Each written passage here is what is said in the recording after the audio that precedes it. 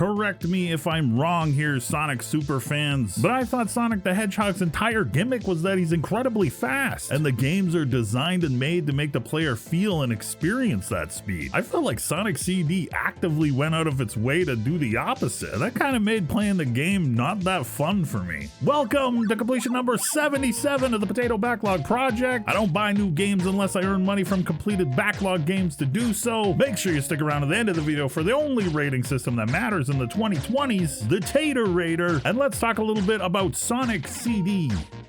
Originally released back in 1993 for the Sega CD, I played a remastered version of the game that released for Xbox 360 in 2011. Admittedly, I'm not what you would call a Sonic superfan. That doesn't mean I don't like Sonic games, they just aren't games that I actively seek out. I don't really get overly excited when there's a new release. I do have 7 more Sonic games that I bought on sales throughout the years of my backlog still, but that's besides the point. The games I have played I remember enjoying. The original Sonic 1, 2, and 3, Sonic and Knuckles. I had Sonic the Hedgehog 2 on Game Gear when I was young, and I played that game a ton. Sonic CD felt like a game that was meant to be more of a platforming experience. The levels are fairly large with lots of hidden areas and little secrets to find, but the design isn't built around Sonic's speed to find them. The things on screen all kind of blend into each other, and initial level playthroughs feel limiting and frustrating, as things are set up there to stop you and slow you down and hinder your progress. Just when you feel yourself getting going, getting that speed and momentum up, bam, you hit some sort of roadblock. I think the idea would be for you to explore and master the level through replaying and memorizing everything. That's all fine and dandy, but it really takes away from the casual experience in the first playthrough. Sonic CD has a mechanic that moves you between the past and the present. It works to kind of shift the level configuration and give the player more areas to explore. In some cases, it's actually necessary to use the mechanic to pass the levels themselves. You run past one of the signs that says past or present to set where you will go. You then have to get up to and hold a certain speed for the mechanic to trigger. Due to some of the level designs, it's actually difficult to trigger the time shift in some cases. Finding enough room to build up the proper speed proved to be a little frustrating for me at times. I guess this is supposed to be part of the challenge, but for me, again, it just felt like something there to slow me down. It put something in front of me that it was a neat idea that I liked, but it didn't feel natural or smooth to shift in and out of. I enjoyed and appreciated the difficulty the game presented with some of the boss fights. I like figuring out how to beat old school stuff like that. It reminds me of gaming when I was a kid, so unless it's actually broken and not working properly, I will never knock that type of difficulty within a video game. Water levels in Sonic games just don't belong if you ask me. It's the most frustrating thing in the world. Luckily, not a ton of them to deal with in Sonic CD. Bonus stages could be opened up in levels if you collected enough coins and got to the end of the stage without losing them. These were kind of a Mode 7 graphics mode that visually reminded me a lot of Mario Kart and F-Zero on Super Nintendo. I never really understood what I was supposed to do in these bonus levels. They were just kind of there for me and I bounced around a little bit. I did read after that this is the first appearance of the character Amy and Metal Sonic within the Sonic universe, so that's kind of cool. Amy hugs you and then you save her, and you get to race Metal Sonic in a level, which was alright and kind of fun. One thing that I thought was top notch was the game's music. Each zone had a unique sound and feel, and honestly got me pumped up and wanting to play and wanting to go fast, kind of in contrast to what I actually ended up being able to do. The opening and closing animated videos that played were also pretty awesome. I'm sure it was something done to show off what the CD format could do back in the day, and 30 years later it still looks pretty cool. I'm left curious where this game sits on Sonic superfans lists. For a casual Sonic fan playing through for the first time in 2024, it just didn't do all that much for me. If I wanted to play a slower, more methodical platformer, I would go play a Mario game or a Donkey Kong Country.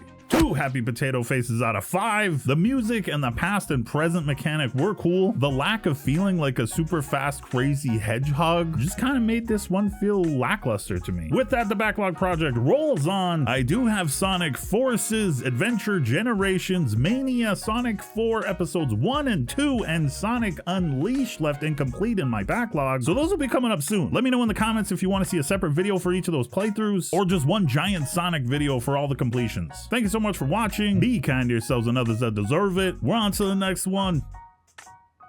I don't buy new games unless I earn money from blah blah blah blah blah blah.